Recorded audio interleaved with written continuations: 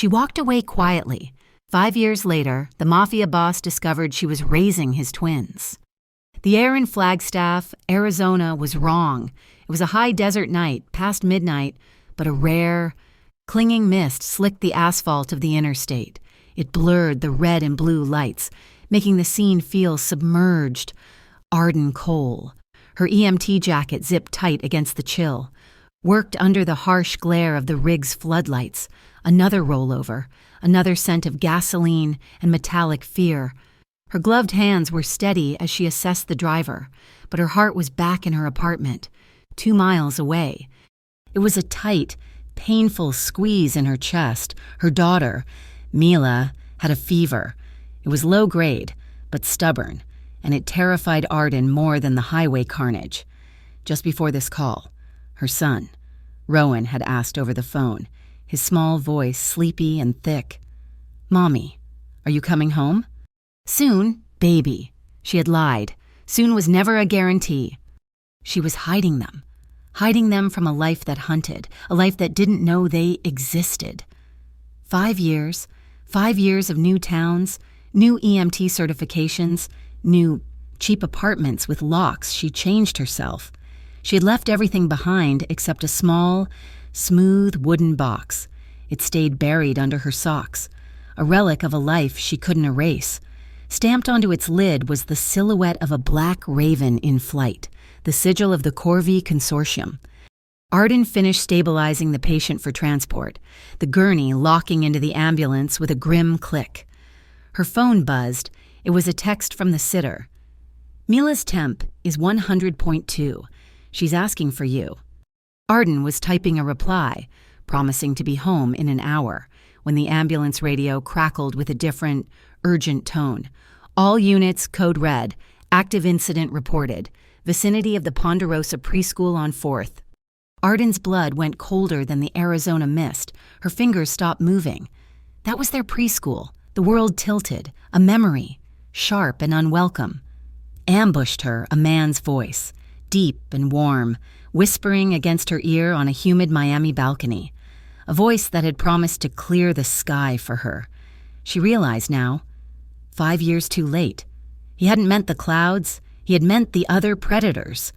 She shook off the memory, forcing professionalism back into her veins. The code red wasn't her call. She had a patient. She turned back to the highway scene. There was a second vehicle, a dark sedan that had spun out during the initial crash. A man sat on the guardrail, refusing care, claiming he was just a witness. He had a minor laceration on his forearm, bleeding sluggishly. "Sir, I need to check that cut," Arden said, her voice clipped. "You could have glass in it." He finally held out his arm, his face shadowed by the mist.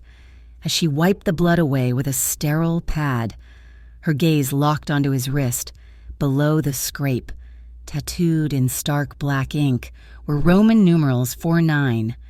4-9, the logistics marker for the Corvi Atlantic route. Her breath hitched. It was a code only insiders knew, a marker for high-level logistics. Her hand, so steady moments before, began to tremble.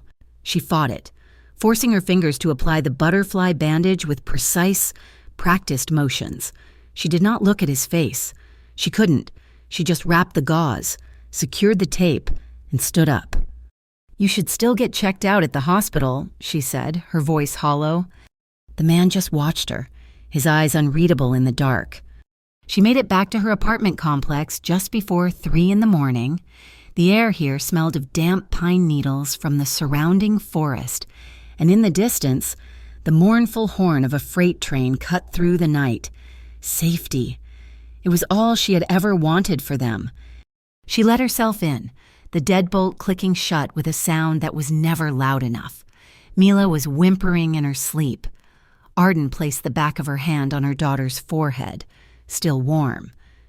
She retrieved the pink antibiotic bottle from the fridge with the meticulous care of a survivor. She placed the bottle on the counter.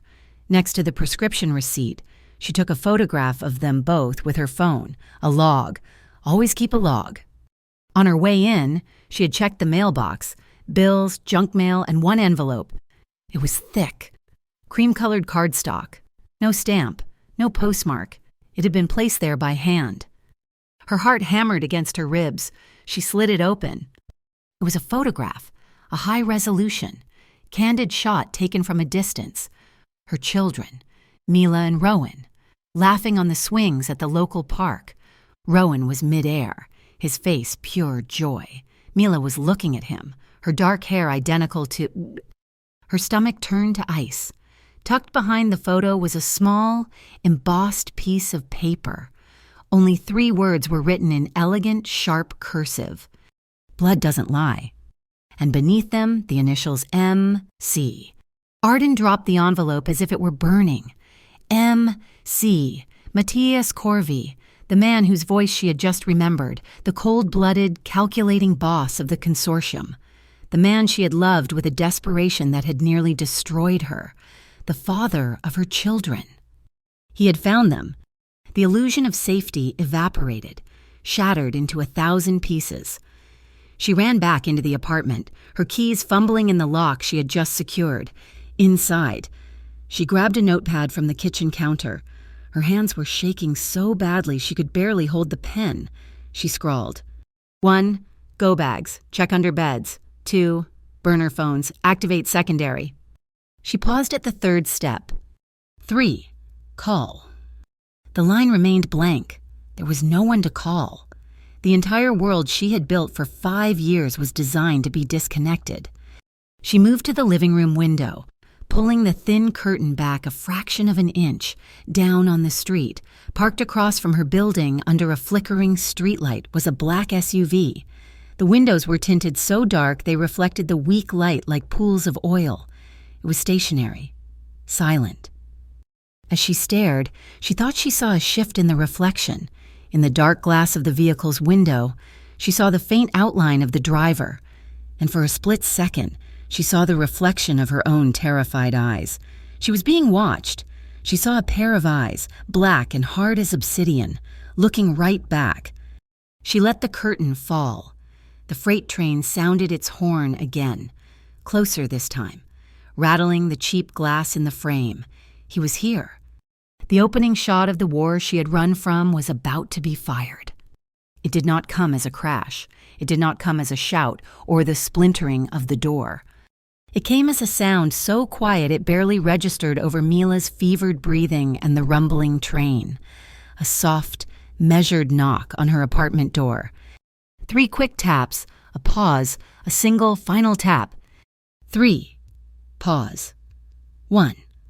Their signal. The one they used on rainy nights in Miami when the world was listening. The one that meant, it's only me. Open the door. The promise he had made to clear the sky. He was the storm. The knock came again, insistent, pulling Arden from the memory of the Miami rain. 3 quick taps, a pause, a single final tap. The sound vibrated through the cheap particle board of her Flagstaff apartment door, dragging the past into the present with terrifying force. Miami, 5 years ago, the heat did not just sit on the city, it clung, thick and wet, even after dark.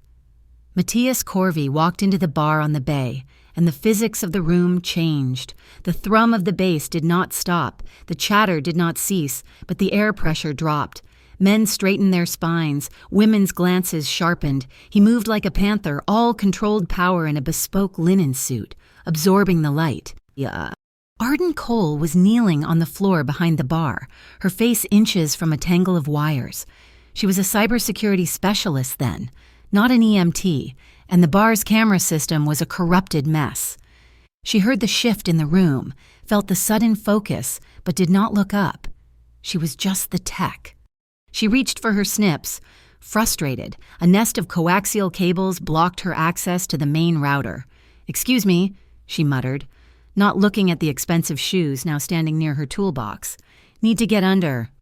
He did not move. Instead, a hand large, warm, callous gently closed around her wrist. "Stop," he said. His voice was low, gravelly, not a command but a statement of fact. That one is live linked to the peer security.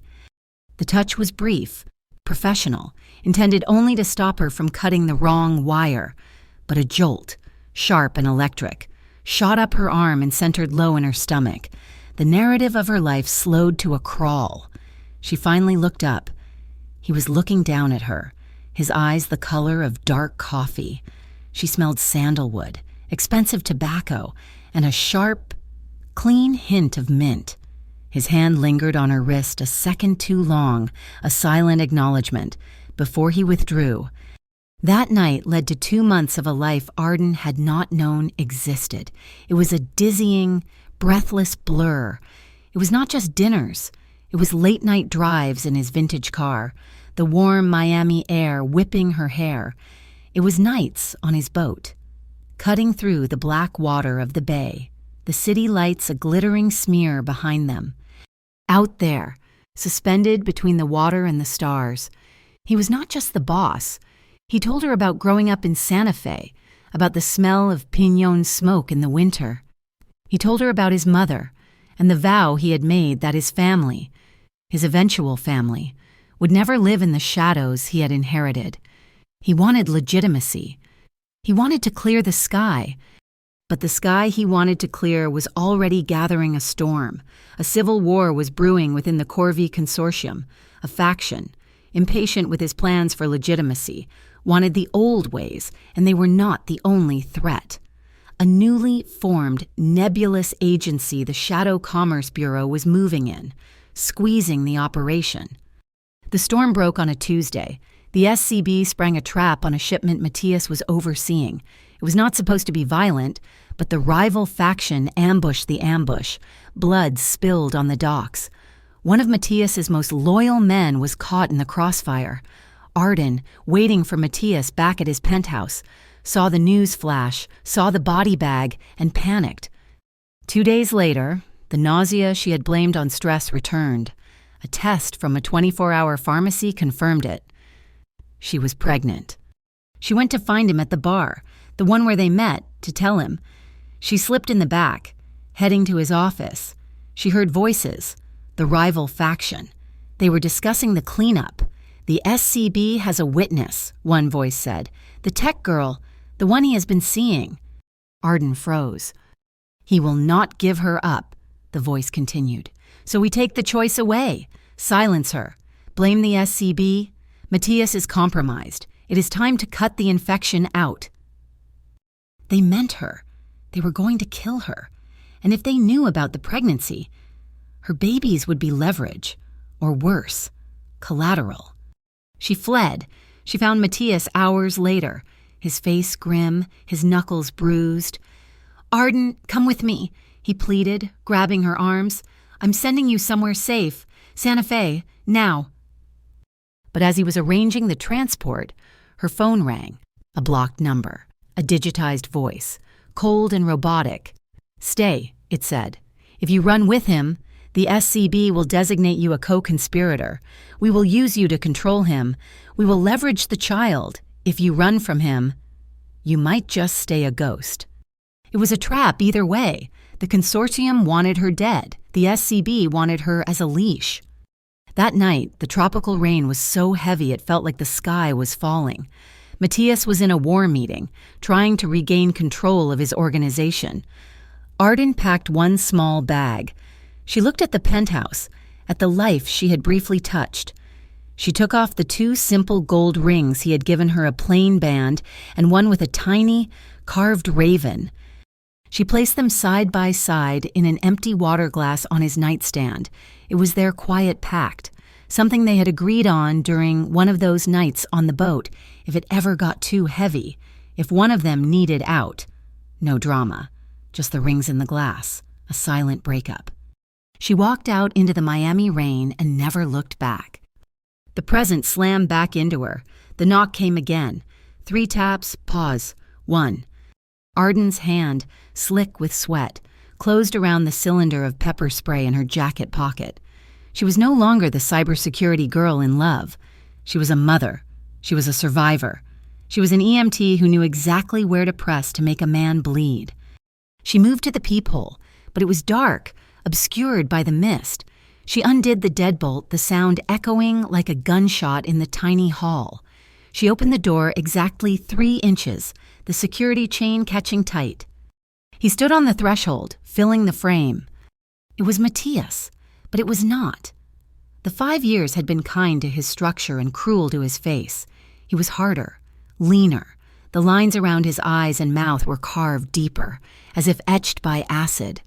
The warmth she remembered from the boat was gone, replaced by a glacial stillness. His black hair was shorter, his suit darker, and he was soaked from the mist. He did not ask why. He did not ask, "How could you?" His eyes, those deep, volcanic eyes, did not even settle on her. They moved past her, scanning the interior of her small, worn apartment, his gaze fixed on the sofa. There, huddled together under an old quilt, were Mila and Rowan, woken by the knock but too sleepy to move. 2 small children, both with cascades of familiar dark hair and the same high, defined cheekbones as the man standing in her doorway. Matthias's lips parted, but no sound came out. He visibly swallowed, his throat working. He looked as though he had been struck, his posture, usually so controlled, faltered. He gripped the doorframe, his knuckles white, as he stared at the undeniable proof of her betrayal. He ingested 5 years of missed milestones, of unknown fevers, of first steps and first words, all in one devastating second. Arden's grip tightened on the pepper spray, her heart trying to escape her chest. Finally, his gaze tore away from the children and locked onto hers. The pain in them was bottomless, but it was quickly being eclipsed by an icy, possessive fury. "I looked everywhere," Matthias said, his voice a low rasp, thick with the 5 years of silence. "I tore Miami apart. I searched every database for you." He took a ragged breath, the final piece of the puzzle clicking into place for her. "But in the end, I did not even need to find you. I just ran an open genealogy registry for my aunt, and a close relative match popped up." Arden unhooked the security chain. The sound of the metal sliding free was a betrayal of the 5 years she had spent building walls. She stepped back, and Matthias Corvi moved past her, his presence instantly consuming the oxygen in the tiny apartment. He did not look at her. His entire being was focused on the 2 sleeping children on the sofa. "You used an anonymous account," he said, his voice flat, hollowed out. "A genetic screening. You were checking for hereditary blood disorders." He finally turned his gaze on her, and the controlled emptiness was gone, replaced by a dark, knowing fire. "My family's disorder. You knew. You just forgot to block the relational match." The accusation hung between them, thick and suffocating. Arden felt the old, cold defiance rise in her, the only thing that had kept her sane. It was not a betrayal. Matthias. He took a step toward her, his power radiating in waves. 5 years. You let me believe. You took 5 years from me. You took my children. "I saved my children," she retorted, her voice low and fierce. "I chose survival. Your world, your faction. They wanted me silenced. The SCB wanted me as a leash. They knew I was pregnant before I could even tell you. I ran so they would not be born as leverage. I did not betray you. I survived you." He studied her, searching for the lie, for the woman he had known. He found neither. He found a stranger, hardened by the desert, tempered by motherhood. "They are Corvus," he stated, as if it were an absolute. "They are Cole's," she countered, "and they are mine. You are not taking them. They need protection, the kind I can provide." "Your protection is a cage," she shot back. "I will not have it." They stood in the cramped darkness of her kitchen, a standoff 5 years in the making. He held all the power, all the resources. She held the only thing he wanted. "What is the negotiation?" he asked. "A concession." "Autonomy," she said immediately. "You do not take them. You do not choose their schools, their doctors, or their daily lives. You are a shield. Matthias, you are not their father. Not until this is over." He looked as if she had physically struck him. "Arden?" Before he could argue, a small sound interrupted them. From the sofa, Rowan turned in his sleep, his face burrowed into the quilt. "Mommy," he mumbled, his voice thick and trusting. Cold. The sound shattered the tension. It broke through Matthias's formidable control. The Mafia boss, the head of the consortium, vanished. He took an involuntary step backward, his hand clenching at his side. This was the one force he could not command, the one variable he could not strong-arm, the simple, profound ache of fatherhood. He stared at his son, his expression stripped raw. Arden moved, pulling the quilt up over Rowan's shoulder, a gesture that was both maternal and territorial. She pressed her lips to Mila's forehead, still warm. "They cannot stay here," Matthias said, his voice regaining its steel. "That man on the highway, the one with the IV-9 tattoo, he was not one of mine. He was a scout." "I know," Arden said, "and the SUV is still outside." As if summoned by the threat, her laptop on the kitchen counter chimed with a new email notification. She glanced at it. The subject line made her blood freeze. "Urgent Child Welfare Compliance Check. Case AZF 490B. She opened it. The email was from the Southwest Integrity Unit, an agency she had never heard of. It cited an anonymous tip of child endangerment and unstable housing, requiring an immediate inspection within 24 hours. "What is it?" Matthias demanded, seeing the color drain from her face. She turned the laptop. "I am being cornered." Matthias read the screen, his face hardening into granite. The tactic was brutal. It was designed to legally terrorize a single mother, to push her into a corner where her only option was to cooperate with whoever held the power. "This is not a random check," he said, his voice dropping to a dangerous calm. "This stinks. It smells like Stefan Cade." Arden's breath hitched. Stefan Cade, Matthias's former consigliere, a man of lethal intelligence who had supposedly gone clean 5 years ago, rebranding himself as a legitimate logistics entrepreneur. He was the one who had been whispering about cutting out the infection that night in Miami. "Cade is colluding with this fake agency," Matthias deduced, the pieces clicking into place. "He's using them to squeeze me. He knows I found you. He wants to get his hands on them." Arden looked at her sleeping children, the legal threat now more real than any man with a gun. She was trapped. "We leave," Matthias said. It was not a request. "Now, I have a safe house north of here. It is clean." "No, I will not be your prisoner." "Arden, this is not a negotiation anymore. That email is a declaration of war. They will be here by morning with badges." She looked at Mila, sleeping fitfully. "Fine," she conceded, the word tasting like ash. "We go, but on my terms." Matthias waited. 1. The children stay with me, always. You stay in a separate wing, a guest house. I do not care. You do not sleep under the same roof. Arden, that is. 2. If there are cameras inside the house, the microphones are disabled, all of them. My privacy with my children is absolute. They are not your assets. He paused, then gave a sharp, reluctant nod. Done. The truce was set.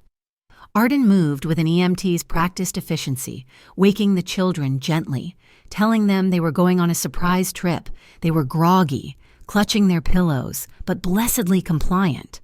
She grabbed the 2 small go bags from under their beds. Matthias moved to help, taking Rowan's small backpack, the one shaped like a fox, from her hands. Their fingers brushed as he took the strap. It was brief, less than a second, but the contact was electric, a dull, residual heat, like an ember buried in ash, flared between them. It was a ghost of the fire that had once consumed them. They both pulled back instantly, the shared memory too intimate, too heavy. Matthias turned, his jaw tight, and carried the bag to the door.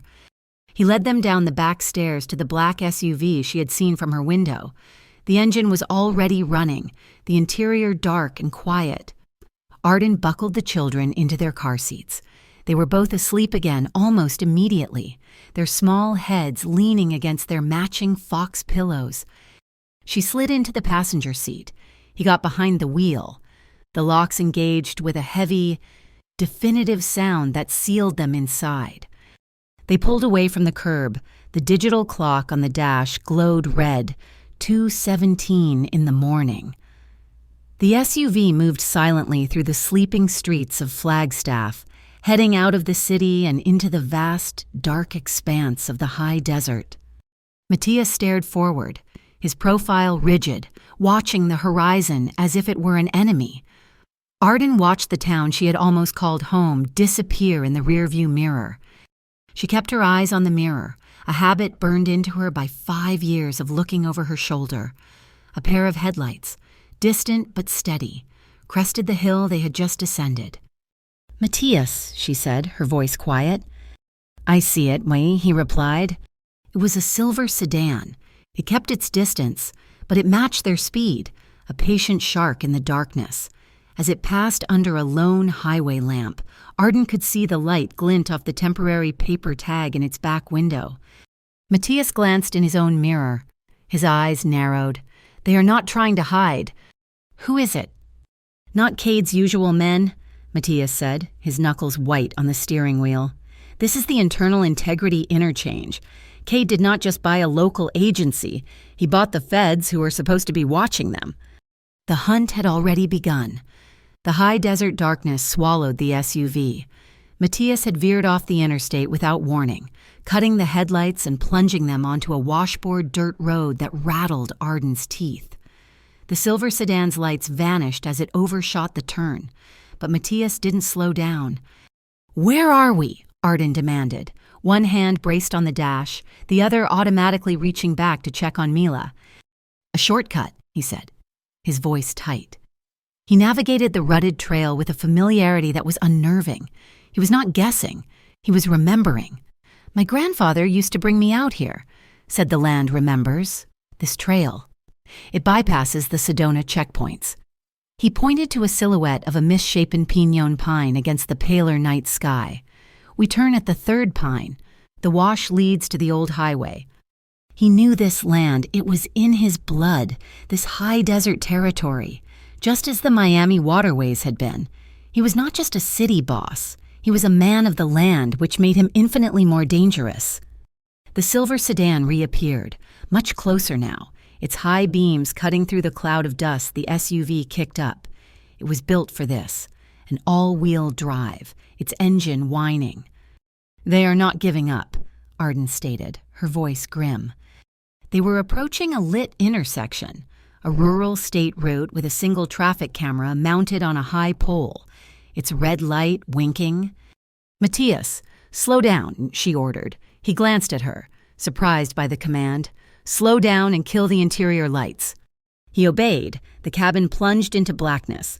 Save for the glow of the dashboard, Arden unzipped her EMT trauma bag. She pulled out a standard-issue road flare, uncapped it, and braced her hand against the window.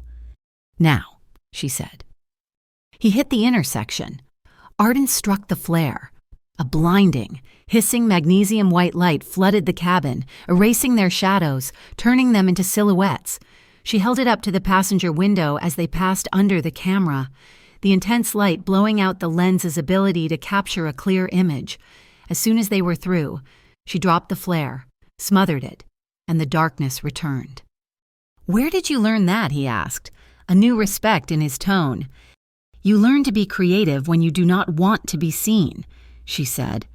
She turned in her seat, checking the children. They were stirring, frightened by the rattling and the sudden light. "Hey, babies," she whispered, her voice shifting instantly from tactical to maternal.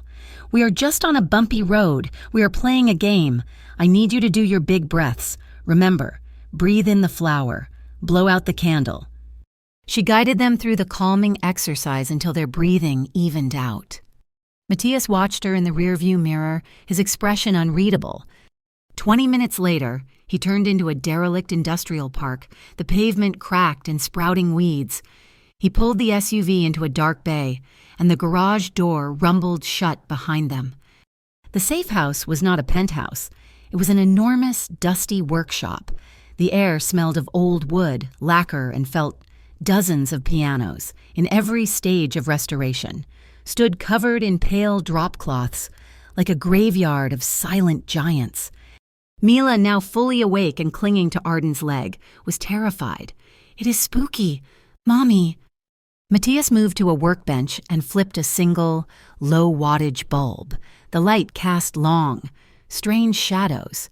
He found a space heater and clicked it on. It was a shell company, he explained, his voice echoing in the cavernous space. My father used it in the 90s. No one has set foot in here for at least 10 years. Mila, growing bolder, stepped away from Arden and walked toward an exposed piano harp, its strings gleaming like a spider's web. She tentatively plucked one high string. A single, clear note rang out, pure and sweet, cutting through the dusty silence. She smiled. It was the first time she had smiled in hours. Matthias's phone buzzed, a secure line. He answered, his back to Arden. What? Arden watched his shoulders, even from across the room. She saw them tense, his entire body going rigid. He wants to what? Matthias's voice was a low growl, stripped of all civility. He listened for another minute, his hand clenching into a fist. You tell Stefan if he comes within 1,000 feet of them, I will burn his entire legitimate empire to the ground. He ended the call, his hand shaking with suppressed rage. What is it? Arden asked. What did he want? Cade, Matthias said, the name like acid. He wants to negotiate. He will call off the SCB and the Integrity Unit in exchange. For what money? Matthias finally turned, his face a mask of cold fury. He wants the Black Oak Ledger, the offshore accounts I was setting up to move the consortium clean, and temporary custody of the children as legal protection until the transfer is complete. Arden felt the blood drain from her face. Custody. The email. It was all a coordinated legal and tactical attack. Matthias was already moving, checking the workshop's ancient security panel. We cannot stay. Wait! Arden's mind was racing, her old cyber ops training kicking in. If this was a shell, it is networked. She found the main data hub, a panel of dusty Ethernet ports. She pulled her phone and a cable from her bag. He thinks he has you trapped. Let us see the traps. She plugged in, her fingers flying across the screen. Bypassing the firewalls, the workshop's external cameras flickered to life on her phone. 4 of them, all active. He has eyes on the building, she confirmed. He's waiting for you to run. She cycled through the feeds. Front door, loading bay, back alley, roof. She paused. Wait, there. The old ventilation intake. On the ground level. It is covered by that rusted-out generator. It is a total blind spot. She cross-referenced the building's old schematics. It leads to a storm drain, a tunnel. It runs under the highway. As she worked, Rowan rubbed his eyes, finally sitting up. Mommy, where are we? Matthias crouched, a visible effort. He was a man built for commands, not comfort, and the awkwardness was profound. Hey, he said, his voice softer than Arden had ever heard it. We are playing a game, a secret mission. It is called Sleeping Spy. Rowan's eyes widened. A spy? That is right, and the most important rule for a sleeping spy is to be very, very quiet. Can you do that? Can you and Mila be my secret agents? Rowan nodded, his face serious. It was in that moment, as Matthias was learning to be a father, that Arden saw the glint. It was a flicker of light on the roof of the warehouse across the street. Not a reflection, a lens. Matthias Sniper. Her training took over. She did not scream. She moved. In one fluid motion, she grabbed Rowan's shirt and the back of Matthias's jacket, yanking them both off balance. She threw them backward, behind a heavy wooden shipping crate marked Beckstein. A fraction of a second later, the air cracked. A high-velocity round punched through the workshop's window. It did not just hit a piano, it detonated it. The antique wood and ivory shattered, and the high-tensile strings snapped with a screaming, discordant twang that filled the air. Mila screamed. Matthias, his body instinctively covering Rowan's, looked at Arden. His eyes were flint. He held up 3 fingers, then 1, signaling to the loading bay. Plan C. The tunnel, he said, his voice urgent. You were right. You take them. Now. And you... I am the target.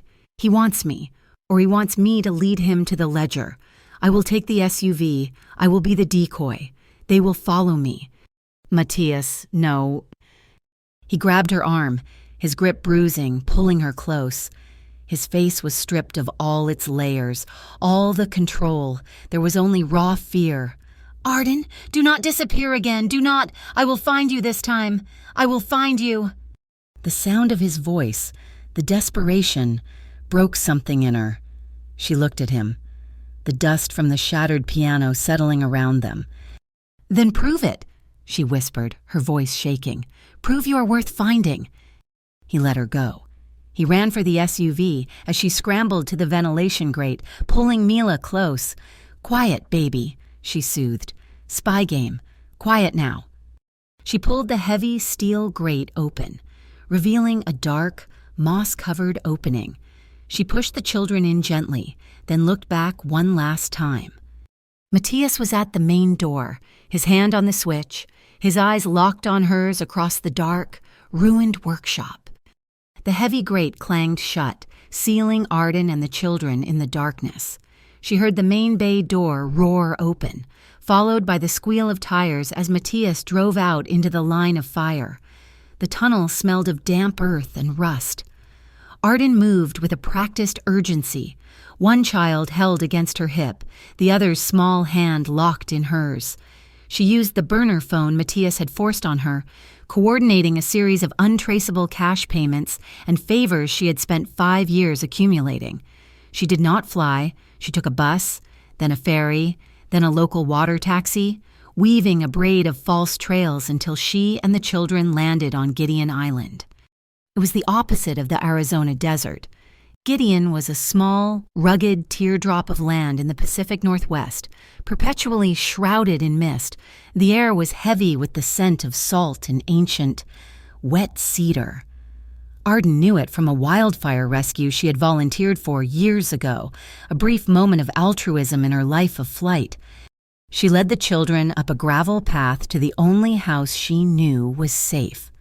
It belonged to Mrs. Wynne, the island's retired librarian, a woman whose kindness Arden had never forgotten. Mrs. Wynne took them in without a single question, her eyes sharp but her hands gentle, setting soup on the stove as if Arden were just a neighbor dropping by. Far away in the sun-baked high desert of Santa Fe, Matthias moved through a different world. He was not hiding. He was hunting. He sat in a sterile, high-tech office, dismantling Stefan Cade's fake invoices one by one. But this was bigger than Cade. He made one call, activating a cell of independent investigators known only as the Gray Lanterns. Find the source of the Shadow Commerce Bureau, he ordered. I want to know who holds their leash. On the island, the days settled into a strange, suspended rhythm. The sea breeze was a constant presence, pushing through the open windows of the small wooden cabin. One afternoon, Arden walked the rocky beach with Mila, pointing to the tide pools. Mila found a bright orange starfish, its arm torn. Is it broken, Mommy? Mila asked. No, baby, Arden said, tracing the wound with her finger. Look, it is already growing a new one. Starfish. They know how to put themselves back together. Even if they are broken, they can be whole again. She was talking to herself as much as to her daughter. That night, the rain came, lashing the windows. The children were asleep. Arden was washing dishes when the motion light on the porch flickered on. She froze, her hand gripping the knife she was drying. A figure stood on the porch, drenched and exhausted, water dripping from his hair. It was Matthias. He had a fresh, raw scrape high on his cheekbone, and he was leaning against the railing as if holding himself up by sheer will. He had lost the tail, but it had cost him. She opened the door. The chasm between them was vast, filled with 5 years of unspoken words, of fear and anger. He looked at her, his eyes dark with a weariness that went bone deep. I was 5 years late, he said. It was not an excuse. It was a confession, raw and unadorned. Arden's throat tightened. She wanted to rage at him. She wanted to fall into him. She did neither. She stepped aside. "You can have the porch," she said, her voice flat. "I trust you to keep watch. That is all. By day, you are a shield. By night, you are on the porch." He nodded. Accepting the boundary, he did not fight. He just looked grateful to be in the light. But the boundary Arden drew was erased by a 4-year-old. An hour later, Mila, woken by the storm, padded into the living room. She saw the shape of the man sleeping on the cot just outside the glass door. She did not see a mafia boss or a threat. She slipped the door open, the cold, wet air rushing in. "Daddy," she whispered. Matthias was awake in an instant, his hand flying to a weapon that was not there. He stared at her, his heart stopping. "You are all wet," Mila observed, her voice sleepy. "Mommy says we do not sleep wet." She grabbed his large hand with her tiny one. "Come in. It is warm." She pulled him, and he, a man who could move markets and end lives, followed this small child as if he had no will of his own. He followed her into the warm circle of the cabin's light, his shoes dripping on misses, Wynn's wooden floor. Arden watched from the kitchen doorway, her arms crossed, her heart at war with itself. Rowan, woken by the voices, sat up on the sofa. He looked at Matthias with suspicion. I can make hot cocoa," Matthias offered, his voice rough. It was the most awkward human thing Arden had ever heard him say.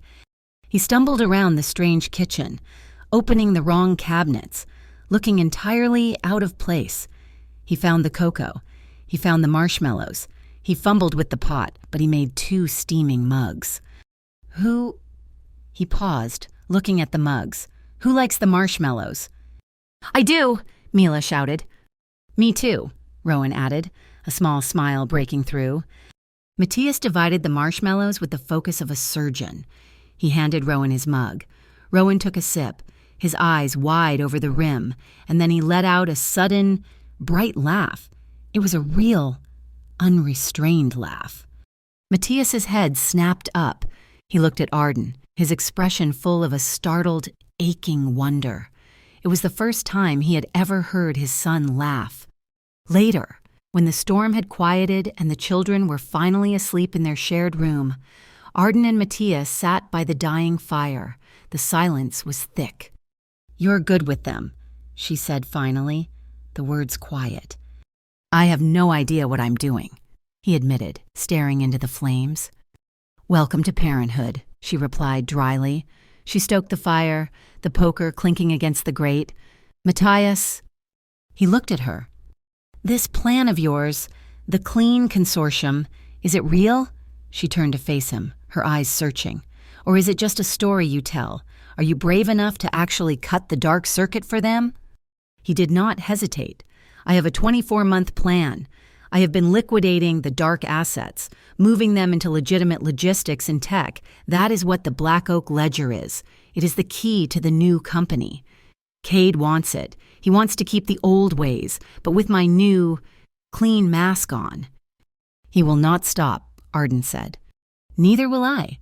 His gaze drifted to the mantelpiece, covered in misses, Wynn's collection of old photographs. He picked up a framed photo of a younger Arden, taken about a year ago, smiling at a local island festival. "You look happy," he said, a note of sadness in his voice. He angled the photo into the firelight, his eyes narrowing. In the background, partially obscured by a vendor's tent, was a man. He was nondescript, wearing a baseball cap, but he was looking directly at the camera, at Arden. "I know this man," Matthias said, his voice dropping. "What? He is just a tourist." "No," Matthias traced the glass. "He was Cade's man in Miami. A spotter. I thought he was dead." He looked at Arden, the realization hitting them both. "He's not one of mine. He has been on you. For over a year. Cade has been waiting." The sound of a text message alert cut through the silence. It was not Arden's phone. It was Mrs. Wynn's, left on the charger in the kitchen. Arden picked it up, an unknown number. The message was simple, and it stopped her heart. "Trade the kids for the Black Oak Ledger. 48 hours. S-I-U. The text message hung in the air, a digital death warrant. 48 hours. Arden did not panic. The 5 years of running had burned panic out of her, replacing it with a cold, sharp focus.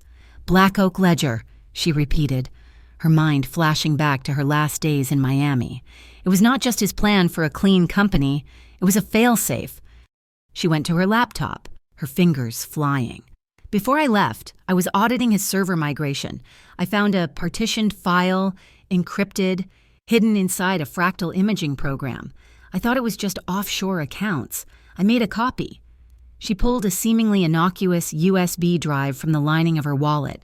I did not have time to decode it. He is laundering, Matthias said, his voice flat as he watched her work. Worse, Arden said, as lines of code scrolled past. He's using fake environmental funds, Ponderosa Pine Restoration, Desert Riverbed Initiative. He's washing the consortium's darkest money through donations, then filing for massive government subsidies. He's not just hiding the money, he's doubling it, legally. While she worked, Matthias's phone vibrated with a secure message from the Gray Lanterns. He read the decrypted text, his face hardening. It is a two-headed snake, he said, his voice low. What? The Shadow Commerce Bureau, the Southwest Integrity Unit, they are not two agencies, they are one alliance, a shell game run by a shadow element in the local government. He paced the small cabin, the floorboards creaking. They are not trying to stop crime.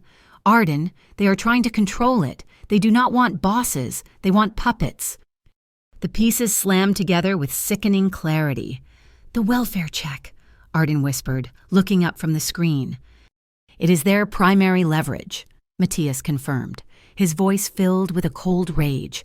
They identify a target, a boss, an operator. They find their family.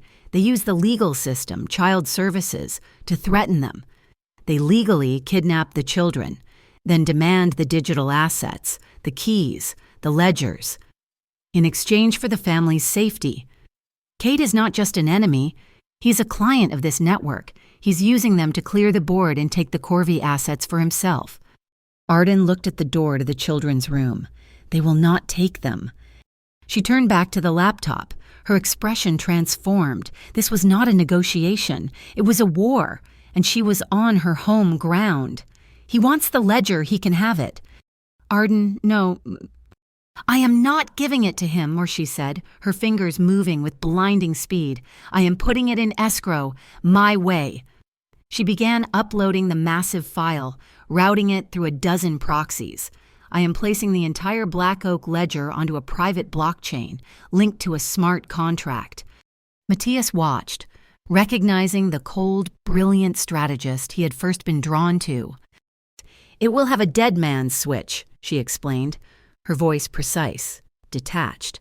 The instant Cade or his SIU puppets try to access my file, the contract triggers.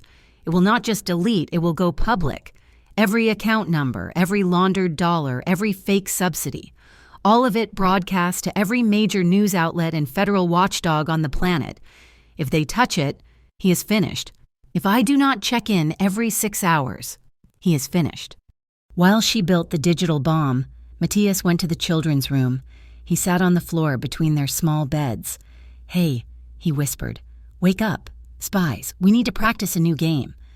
Rowan and Mila rubbed their eyes, intrigued. This one is called the blanket closet game, Sahi said, pulling a flashlight from his bag. He led them to the small linen closet. The game is to see who can be the quietest. We turn on the flashlight, we tell stories, and we do not make a sound until I give the all clear code. It is for super advanced spies only. He was not ordering them. He was not commanding. He was asking. His voice hesitant but warm. He was learning to be a father not with power, but with patience. Arden stood in the hallway, watching. Later, as they were getting the children dressed for the day, she saw Matthias kneel in front of Rowan, his large, scarred hands fumbling with the small laces on his son's sneakers.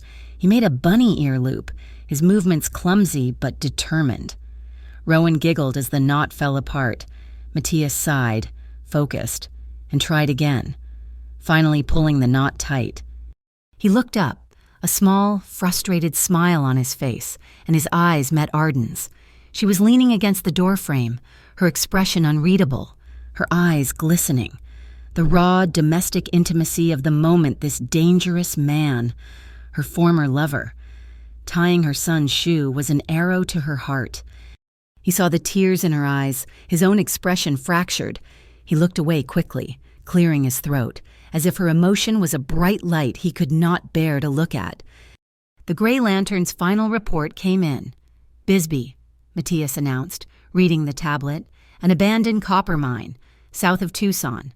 Stefan has set the exchange for tomorrow at noon. The SIU will be there. They are staging it as a national rescue operation. They plan to paint me as a kidnapper, rescuing the children and seizing my assets, all while the cameras roll. He's not just taking the ledger, he's writing the narrative. Arden said, so we change it. My men, No, Arden cut him off. No guns, no war. That is his game. We play mine. She stood up, taking the tablet from him. Here is the plan. The mine runs on an automated network, but it pulls data from a local weather station feed. I can piggyback that feed. I can get inside their system. I will control what they see and hear. And me? You go in clean, she said, her gaze steady. No visible weapons. You take a small team from the Grey Lanterns, also clean. You will all be wearing body cams, streaming live to a server I control. You are not a mafia boss. Matthias, you are a concerned father, walking into a trap set by corrupt officials. You are the victim. He saw the brilliance of it. It was her world, her rules. There is one more condition, she said, her voice dropping, all strategy gone, replaced by the weight of 5 years.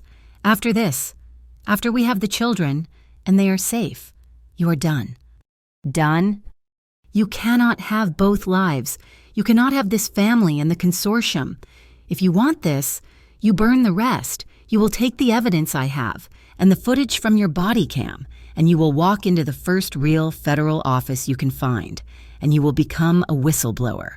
You will testify against the SIU, against Cade, and against the Corvi network. He stared at her. She was asking him to detonate his entire life, to destroy the legacy, the power, the very name he had fought to protect. You said you wanted to clear the sky, she whispered. This is the only way. Cut the bridges, burn the shadow world, choose us. He looked at her, at the woman who had survived him, who had protected his children, who had just built a digital fortress around them. He was ceding strategic control. He was ceding his future. He nodded once. Okay. It was the first time in his life he had given up all his power, and it was the first time he truly had a chance to win. The night before the Bisbee operation, the sky broke open.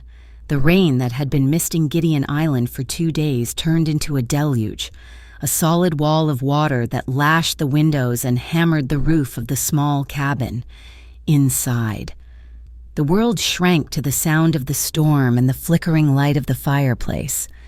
The children were asleep, a tangle of limbs in the guest room, exhausted from the tension they could not understand but felt in their bones. Arden and Matthias stood on the covered porch, watching the trees bend. The air was electric, thick with the smell of wet cedar and salt, the proximity, the shared danger, and the coming deadline had stripped away their layers of defense. You asked me to burn the bridges, he said, his voice a low rumble beneath the storm. I will. Cade, the network, the old Corvi name, all of it. He looked out at the churning, invisible ocean. But I will not leave you and the children exposed. If I have to, I will fake my death. I will end Matthias Corvi so the 3 of you can live. The apology from the night before had been a confession. This was a vow. Arden turned to him. The faint light from the living room caught the raw scrape on his cheek and the deep exhaustion in his eyes. She felt the last wall around her heart, the one she had spent 5 years reinforcing, begin to crumble. Her hand, of its own accord, lifted. She hesitated, then lightly, her fingers trembling. She touched the new, fading scar on his shoulder, where the shrapnel from the piano had grazed him. The touch was a spark. He did not move, but his breath hitched. He slowly covered her hand with his, not pulling, not demanding, but simply holding her there. He was giving her the choice. She stepped closer, into his space, into the warmth that radiated from him. The 5 years of loneliness, of cold fear, of running, crashed over her. She looked up at him, and his gaze was fixed on her, a raw, unguarded hunger that was not just physical, but emotional. He was starving. "Arden," he whispered, a warning. She was the one who leaned in. The first kiss after 5 years was not gentle. It was hesitant for a single second, a question, and then it was a collision. It was desperate, fueled by 5 years of loss, anger, and a love that had refused to die. It tasted of salt and rain and time. He responded instantly, one hand sliding from her hand to her waist, the other cradling the back of her head, his fingers tangling in her hair. He pulled her flush against him, and she wrapped her arms around his neck, holding on as if the storm might snatch her away. "Don't disappear," she whispered against his lips, the words a broken plea. "Never again." He breathed, and his mouth captured hers again, deeper this time, a promise. It was a kiss of rediscovery. His lips moved from her mouth to her jaw, to the pulse hammering in her throat. Her head fell back, her breathing ragged. Every touch was both new and achingly familiar. He did not rush. He was remapping her, relearning her with a reverence that stunned her. His touch was not demanding. It was an act of worship. He pressed his forehead against hers, their breath mingling. They just stood there for a long moment, clinging to each other in the heart of the storm. With a low groan, he swept her into his arms. She did not protest. Her own strength was gone, replaced by a profound, yielding trust. He carried her as if she weighed nothing, his stride slow and sure as he moved out of the cold and into the warmth of the cabin. He kicked the door shut with his foot. The cabin was silent, save for the lashing rain and the steady, rhythmic crackle of the fire in the hearth. The camera of the world pulled back, leaving the porch empty, focusing only on the water streaming down the glass, blurring the world outside. Near dawn, the storm had quieted to a steady hush. Arden lay parallel to him, the fire reduced to glowing embers. His arm was a heavy, warm weight over her waist. Her hand was linked in his. She was crying silently, not from sadness, but from a release so profound it ached. He shifted, turning his head on the pillow. In the pre-dawn light, she could see the vulnerability in his face. The mafia boss was gone. "Did I frighten you?" he asked, his voice rough with sleep, the question laced with a sudden, clumsy fear that he had, in his desperation, broken this fragile new thing. A small, wet laugh escaped her. She turned to face him, wiping her cheek. "No, Matthias," she whispered, her voice thick. "You made me believe." He let out a breath he seemed to have been holding for 5 years. He touched her face, his thumb tracing the path of her tears. Arden reached up and touched the thin silver chain around her neck. She pulled it out. On it hung 2 simple gold rings, a plain band and one with a tiny, carved raven. He looked at them, the ghosts of their past. He gently took the rings in his fingers, lifting the chain. He did not try to put them on her.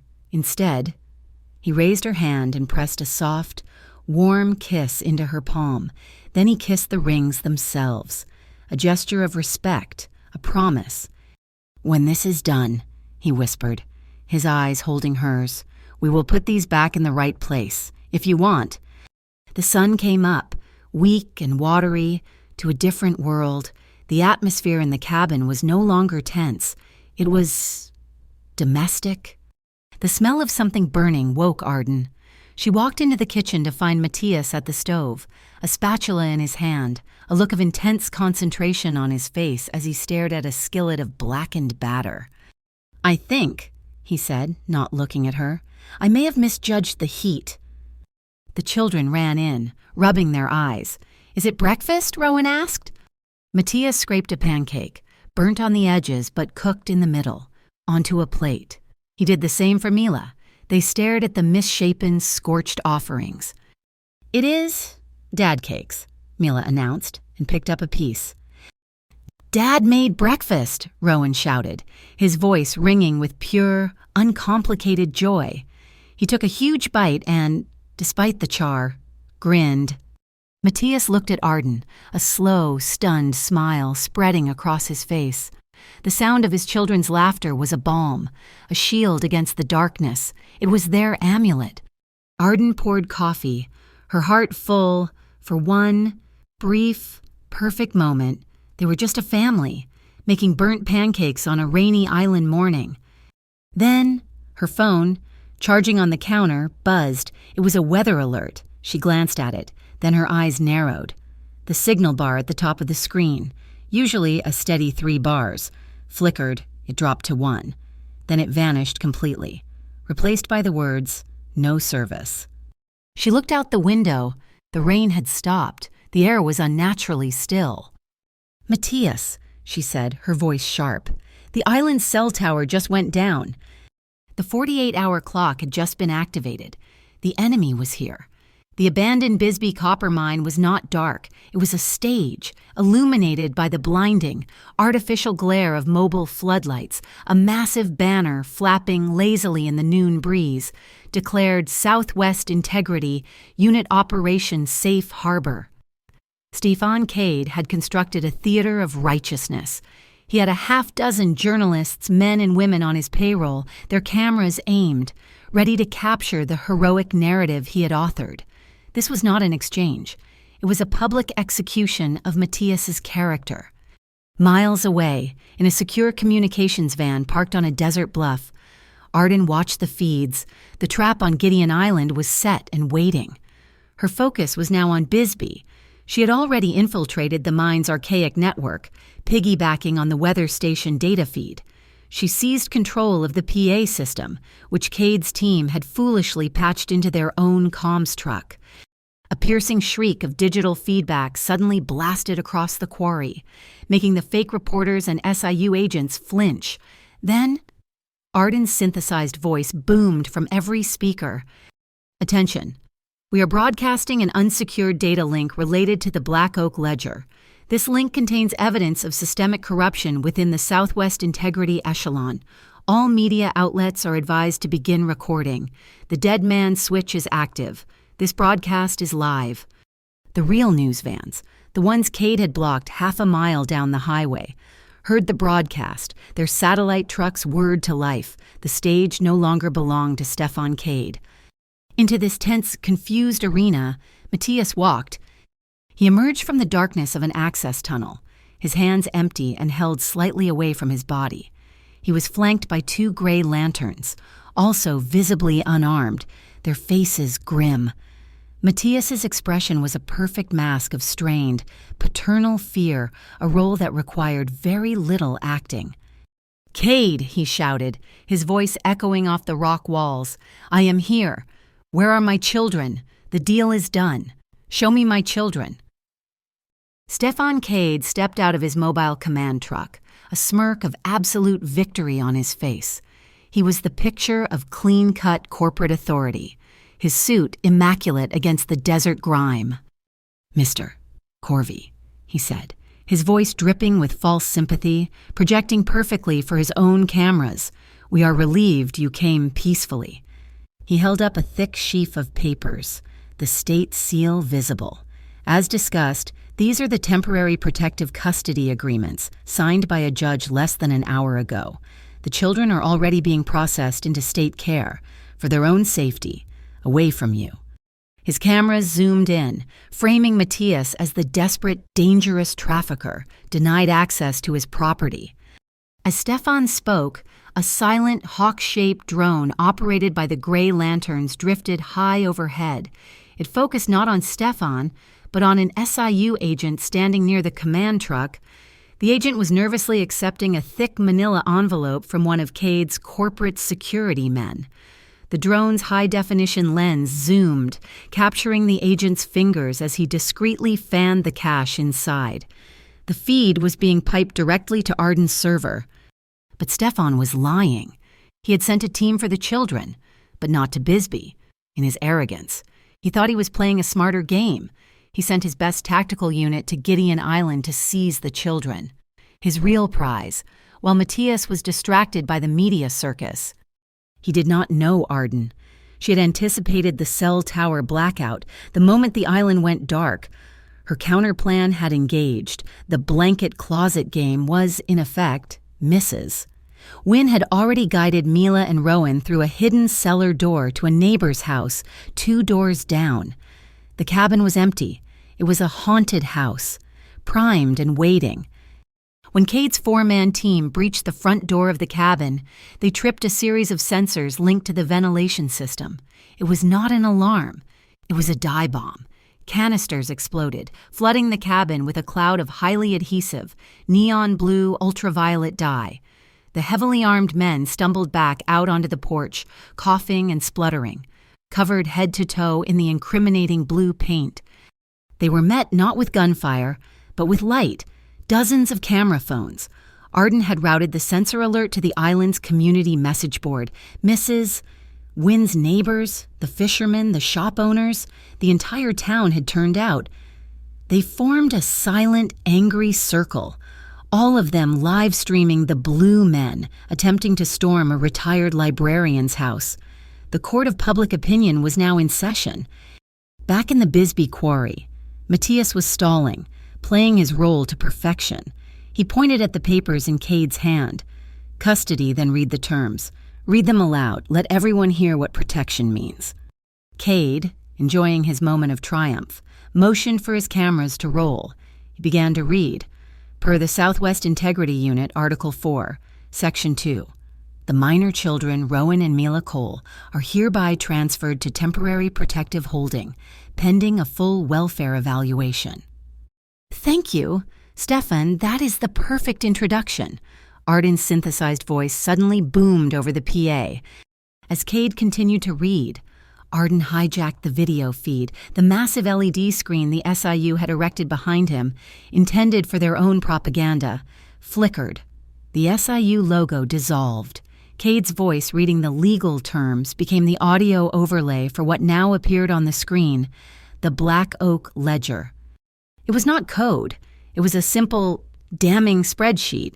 Names, dates, and transfer amounts, the names of the SIU agents standing right there in the quarry, next to 6-figure deposits, the wire transfers from Cade's legitimate logistics company into the accounts of the fake environmental funds. The air froze. The fake reporters instinctively turned their cameras from Matthias to the screen. The real reporters at the blockade were recording it all. Stefan's face went white. The SIU agents, their names and bribes now projected 20 feet high for the world to see, panicked. "Turn it off," Cade screamed, lunging for the truck. But the agents looked at him, then at the screen, then at each other. Their alliance, built on greed and secrecy, evaporated under the floodlights. 2 of the agents, their faces now public, spun around and raised their weapons not at Matthias, but at Stefan Cade. The shadow government had just fractured on live television. "Now," Matthias said. He looked directly into the nearest camera, Cade's camera. He hit the activation switch on his own body cam. "My name is Matthias Corvi. For the past 5 years, I have been illegally operating the Corvi Consortium. I am here today to surrender. I am turning over all evidence of my organization and all evidence of my collusion with Stefan Cade and the Southwest Integrity Unit in exchange for the safe return of my children, who he is holding hostage." He had kept his promise. He had burned his own bridges. Stefan Cade, his empire collapsing in real time, let out a primal roar of rage. He was not a strategist anymore. He was a cornered animal. He lunged for the control panel on the command truck, slamming his hand on a red button. "If I go down, you all go down." It was not a bomb. It was a demolition charge, left over from the mine's active days. A small explosion erupted from the rock face above them. It was not meant to kill, but to create chaos. A massive steel support beam, rusted and heavy, tore free from the quarry wall. It crashed down, striking the ground where Matthias had been standing, kicking up a blinding cloud of dust and rock. The feed from Matthias's body cam cut to static. In the comms van, Arden stared at the black screen. She screamed into her headset, "Matthias, Matthias, respond!" Only static, then a low groan, agonizing and faint. Through her audio feed, she heard him. He was trapped under the steel. "Hold on!" she yelled, her voice breaking as she threw the van into gear, spinning the tires in the dirt. "Hold on, I'm coming!" The comms van skidded to a halt on the quarry's ridge, the chassis screaming in protest. Arden was out before the dust settled, her EMT jump bag already in hand. The scene below was anarchy. The floodlights, knocked sideways, cast wild. Frantic shadows. Cade's journalists were scattering. The remaining SIU agents, exposed and leaderless, were shouting into dead comms. This was not a heist. This was a mass casualty incident. This was Arden's world. "You two!" she shouted at the gray lanterns who had pulled up behind her, her voice cutting through the panic. "Set up a triage perimeter with the flares. Now I want eyes on that rock face. Assess it for secondary collapse. Radio everyone else. Secure the scene. I am going in." She moved, not like a spy, but like a first responder, her eyes scanning for threats. She ran into the settling dust cloud, toward the mangled wreckage of the command truck and the massive steel beam. "Matthias," she heard a low groan. He was pinned. The I-beam, weighing several tons, lay diagonally across his chest and right shoulder, pressing him against the unyielding rock. He was conscious, his face ashen and beaded with sweat. "Arden," he gasped, his breath short and hitched. "Don't talk. Don't move." Her hands were already on him, fast, clinical, assessing. "Airway is clear." She watched his chest. Breathing is rapid, shallow, no symmetrical rise. She leaned her ear down, listening, her hand on his sternum. No breath sounds on the right. Trachea is deviating to the left. She saw the veins in his neck, distended and corded. "Damn it," she swore. The diagnosis instant and terrifying. Tension pneumothorax. Your lung collapsed, and the beam is forcing air to build up in your chest. "The kids," he rasped, his eyes fluttering. "The kids are safe. You are not. Stay with me, Matthias." She looked at the beam. She could not move it. She had seconds, not minutes. She tore open her bag, her hands searching for the equipment. She grabbed a 14-gauge needle, a long, thick catheter. "This is going to hurt," she warned, her voice devoid of comfort, focused only on the procedure. "Do not move." She located the spot's second intercostal space, mid-clavicular line. Without hesitation, she braced her hand and plunged the needle deep into his chest, just above the rib. There was a sharp, explosive hiss, like a tire blowing out. Air, trapped and pressurized, escaped the cavity. Matthias arched his back, a strangled, agonizing roar tearing from his throat, and then he took his first real, shuddering breath. "Okay," she said, her own voice shaking slightly. "That buys us time. Stay awake." How touching. Stefan Cade stood 20 feet away. His immaculate suit was ripped, his face bleeding from a cut on his forehead. The mask of the civilized CEO was gone, replaced by the feral, cornered animal underneath. He raised a pistol, his hand shaking with adrenaline and fury. "He promised me this." Stefan screamed, his voice cracking. "He promised me the whole clean network. You ghost. You came back and you burned it. You burned everything." He aimed the pistol directly at Arden. She did not freeze. 5 years of looking over her shoulder, 5 years of imagining this exact moment had crystallized her fear into a weapon. She grabbed the heavy tactical flashlight from her belt, the one with the disorienting strobe. "Stefan," she yelled. He turned his head. She hit the switch. A blinding, rapid pulse of white light struck his face. He cried out, disoriented, firing the gun wildly. The bullet sparked off the rock well above her head. As he staggered, his vision ruined, Arden did not run for cover. She launched herself forward, landing on the rubble, covering Matthias's head and chest with her own body, a human shield.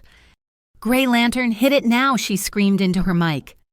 The silent drone that had been hovering, waiting, dove. It was not a weapon of war, it was a tool.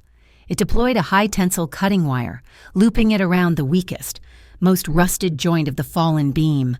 The wire cinched, and the drone's powerful motor reversed, using torque and leverage. With a groan of tortured metal, the beam shifted, then snapped. The immense pressure on Matthias vanished. He was free. Arden scrambled off him, pulling him by his jacket. "Get up! Get up!" Matthias. He staggered to his feet, breathing heavily, his sides screaming in pain, and then, in front of the remaining cameras, in front of his enemies, he did not run. He grabbed Arden, pulling her into a crushing, desperate hug, burying his face in the crook of her neck. His entire body was trembling, not just from the injury, but from sheer, unfiltered terror. "I thought he hit you," he whispered, his voice broken. "Arden, I was so scared." It was a raw, naked admission. The man who had never admitted weakness, the man who had controlled everything, was undone. Miles away, on Gideon Island, the scene was not one of terror, but of justice. The 4-man tactical team, still glowing neon blue, was surrounded. Mrs. Wynne was on her porch, calmly filming. The local fishermen had blocked the road. The entire town, armed with smartphones, had formed a circle. The blue men, their faces, their fake badges, their illegal weapons, were being live-streamed to the world. The narrative Cade had built was incinerated. The Black Oak Ledger was viral. The SIU's forged documents were being exposed by internet sleuths in real time. The Shadow Commerce Bureau was revealed an extortion ring disguised as a government agency. In the quarry, Stefan Cade saw it all. He saw his world end. He turned and ran. "Stefan!" Matthias roared, his rage returning. He pulled away from Arden, his eyes black. He took a limping step, ready to give chase. "Matthias, no!" Arden grabbed his arm, her grip iron. "He tried to kill you. He tried to take our children." "And you promised!" she yelled, forcing him to meet her eyes, pulling him back from the brink. "You promised me. You choose. Choose your family. Not revenge. Not the old way. Choose us." He stared at her, his chest heaving. The predator fought the father. He looked at the fleeing figure of Cade, then back at Arden's face, streaked with dust and tears. He stopped. He let the rage go. He sagged against her, placing his good arm around her waist. He chose. They turned over the body cam, the drone footage, and the blockchain keys to the new arrivals. A stunned reporter from the tiny, independent Grasslands Copper Journal, and 2 stern-faced administrators from a citizen's grand jury, summoned by the public broadcast. The magic was over. The illusion of shadow power was broken. The final act was almost absurd in its simplicity. As Stefan Cade tried to hotwire a jeep at the edge of the quarry, a single, dusty Cochise County sheriff's car rolled up, its lights flashing. An older deputy stepped out, his hand resting on his sidearm. "Sir, I am going to need you to step away from the vehicle." Stefan Cade, the man who had commanded shadow agencies, was arrested by a county cop for attempted auto theft. As the deputy cuffed him, a white, official-looking envelope fell from Cade's inner pocket. The deputy picked it up, glancing at the seal, and handed it to Arden. "This looks like it is for the family court." Arden took it, her blood, just beginning to warm, turned to ice. She recognized the letterhead from the email. It was an emergency ex parte order, filed that morning, compelling the immediate surrender of Rowan and Mila Cole to a state foster care facility. The hearing was scheduled for tomorrow. Cade had lost the war, but his final legal bomb had just detonated. The Copperleaf County Civil Courthouse was a small, overwhelmed building, suffocating in the sudden glare of media trucks. The emergency hearing was packed. The gallery was a tense mix of the citizens' grand jury, the Grasslands Copper Journal reporter, and curious locals who had watched the drama unfold online. The chairs reserved for the Southwest Integrity Unit were starkly, damningly empty. Stefan Cade's new court-appointed defense lawyer, looking harassed, stood and addressed the judge. "Your Honor, we must move for an immediate continuance, given the clear criminal associations of the father, Mr. Corvey, and the documented instability of the mother, Miss Cole. The state's protective custody order filed before yesterday's unfortunate incident must be upheld. These children are at significant risk." Risk. Arden stood up. She had not waited to be called. She was still wearing her EMT uniform from the day before, stained with quarry dust and Matthias's blood. She looked at the judge, her voice low and steady, carrying the exhaustion of 5 years. "I will testify." She was sworn in. She did not weep or plead. She delivered facts. 5 years ago, I was a cybersecurity analyst. I discovered I was pregnant. Before I could tell the father, I overheard a plot by his rivals to have me murdered, to destabilize his organization. Simultaneously, I was contacted by a shadow agency, what I now know as the SCB, who warned me that if I stayed, they would use me and my unborn children as leverage to control him. My children would have been born as collateral, as pawns. She looked directly at Cade's lawyer. "I did not erratically flee. I escaped. I have worked as a certified EMT in 3 states. I have held a steady job. I have kept my children fed, healthy, and loved, all while looking over my shoulder for the very men who filed this order. The only risk to my children came from the corrupt alliance that used a judge's signature to try and legally kidnap them. That is my testimony." She sat. The room was silent. The judge then called, "Mr. Corvey?" Matthias stood, his chest heavily bandaged under a clean shirt, his arm in a sling. He moved with a stiff, pained grace. He took the oath, his voice rough. "Your Honor," he said, his voice echoing in the small room, "I am Matthias Corvey. For 12 years, I have been the head of the Corvey Consortium." He paused, and the air crackled. "Effective immediately, that organization is being dissolved." A wave of gasps rippled through the gallery. "I am voluntarily transferring all assets, foreign and domestic, identified in the Black Oak Ledger, into a new trust. It will be called the Desert Child Preservation Fund. Its sole purpose will be to provide legal and financial aid to families targeted by the kind of systemic corruption that I was once a part of." He looked at Arden. "I accept full, independent, and transparent oversight of this liquidation. I am not here as a boss. I am here as a father. I am asking the court to let me protect my family the right way."